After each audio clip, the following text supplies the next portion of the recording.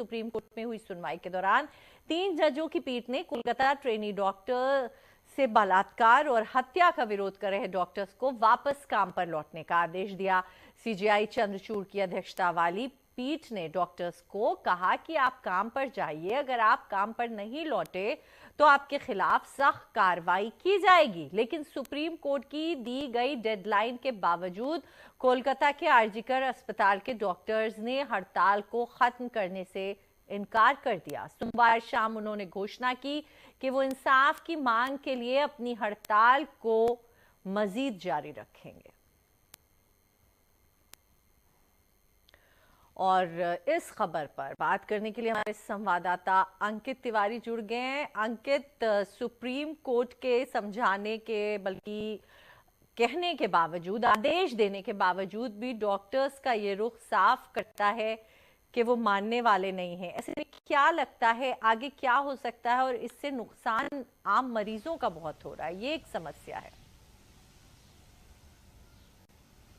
बिल्कुल ज़ेबा जी, और supreme court ने जो आदेश दिया था आज शाम तक का, जो अल्टीमेटम डॉक्टरों को दिया गया था जो धरना प्रदर्शन पे, वो अल्टीमेटम भी इसी वजह से दिया गया था क्योंकि राज्य सरकार की तरफ से कल सुनवाई के दौरान कहा गया कि जब से डॉक्टर हड़ताल पर हैं, इस दौरान 23 मरीजों ने अपनी जान गंवाई है हड़ताल के चलते। तो इस टिप्पणी पर ही सुप्रीम कोर्ट ने पूरी तरह से नोटिस जारी किया डॉक्टरों के लिए, डॉक्टरों को निर्देशित किया कि आज शाम 5 बजे तक वो अपना धरना प्रदर्शन खत्म करें और काम पर पूरी तरह से लौट जाए, जो डॉक्टर्स के काम है उनको करना वो शुरू कर दें। लेकिन देखा जाए तो कल इस मामले में डॉक्टर्स एसोसिएशन की मीटिंग हुई, ऑनलाइन पोल कराया गया। तकरीबन 4000 डॉक्टर जो प्रदर्शन में शामिल थे, जो प्रदर्शन कर रहे थे, उनसे पोल कराए गए, उनसे उनका विचार मांगा गया और तकरीबन 3900 डॉक्टरों ने इसमें पार्टिसिपेट किया।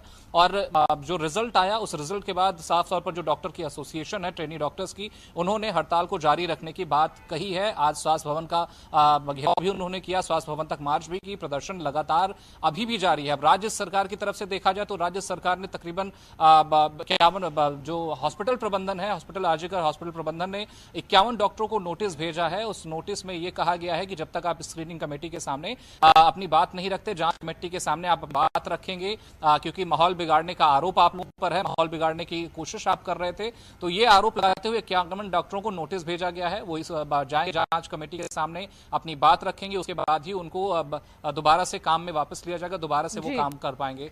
तो देखा जाए तो कई सारे पहलू निकलकर सामने आ रहे हैं। सुप्रीम कोर्ट ने यह भी कहा है कि 17 सितंबर तक सीबीआई को अपनी स्टेटस रिपोर्ट दोबारा से देनी है, फ्रेश स्टेटस रिपोर्ट सीबीआई से कहा गया है देने के लिए। इसके अलावा अगर देखा जाए तो जो जांच चल रही है उसमें भी सुप्रीम कोर्ट ने कई सारे सवाल उठाए। सुप्रीम कोर्ट ने पोस्टमार्टम को लेकर भी कहा कि पोस्टमार्टम के समय पे जो चालान होता है वो नहीं भेजा गया है। चालान की मांग पहले सुप्रीम कोर्ट ने सुनवाई के दौरान की, उसके बाद ये कहा गया कि जो पोस्टमार्टम के समय पीड़िता का जो कपड़े थे वो सील नहीं किए गए थे। तो कई सारी लापरवाहियां फिर से सुप्रीम कोर्ट ने गिनाई है कोलकाता सरकार की, माफ कीजिए कोलकाता पुलिस की। अंकित, जब हम और आप चर्चा कर ही रहे हैं तो आज से ठीक एक हफ्ते पहले हम और आप इस विषय पर ही चर्चा कर रहे थे और पश्चिम बंगाल विधानसभा में जिस तरह से कानून पारित हुआ और हम आप यही बात कर रहे थे कि ममता बनर्जी ने ठीक ठाक अपने विरोधियों को मास्टर स्ट्रोक करके जवाब दिया। लेकिन जिस तरह के हालात हैं अभी भी ममता बनर्जी के लिए आसानी होती तो अंकित नहीं दिख रही।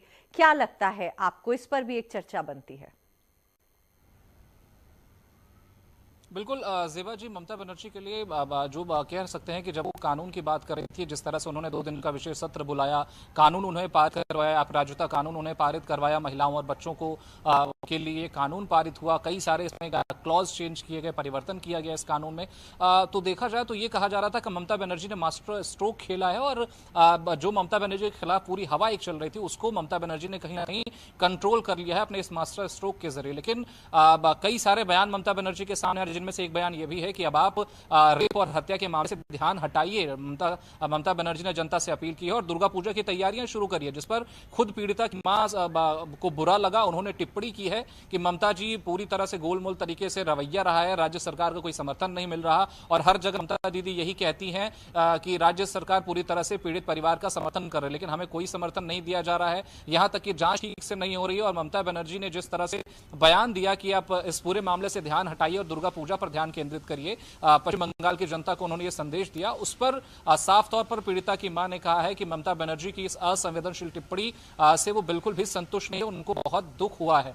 तो देखा जाए तो जिस तरह से पूरा घटनाक्रम रहा, ममता बनर्जी पूरी तरह से कवरअप करने की कोशिश कर रही थी और जब बीजेपी लगातार हमलावर थी, प्रदर्शन बीजेपी की तरफ से किया जा रहा था, जब राज्य सरकार के खिलाफ घटना के एक दिन बाद ही तो ममता बनर्जी खुद धरने पर उतर आई थी। ये कहा जा रहा था कि गृह मंत्री पश्चिम बंगाल की स्वास्थ्य मंत्री के खिलाफ धरने पर बैठ गई हैं, धरना प्रदर्शन कर रही हैं। ये टीका टिप्पणी के बाद ममता बनर्जी ने अपना धरना खत्म किया, उसके बाद उन्होंने धरना नहीं दिया और अब पूरा घटनाक्रम ममता बनर्जी के एक बयान पर केंद्रित हो गया है। मास्टर स्ट्रोक कहीं ना कहीं उनका अब फीका पड़ता हुआ नजर आ रहा है, क्योंकि पीड़िता की मां ने भी साफ तौर पर ममता बनर्जी के बयान को असंवेदनशील कह दिया है। बिल्कुल, और उम्मीद इससे ये भी हो सकती है कि जो मासेस हैं, अगर वो ममता बनर्जी के खिलाफ होना शुरू हो गई तो उनके लिए आगे हालात बेहतर तो नहीं होंगे। फिलहाल उम्मीद करते हैं कि इस मामले में जल्द अज जल्द न्याय हो पूरी तरह से। शुक्रिया अंकित, तमाम बातचीत और जानकारी के लिए आपका।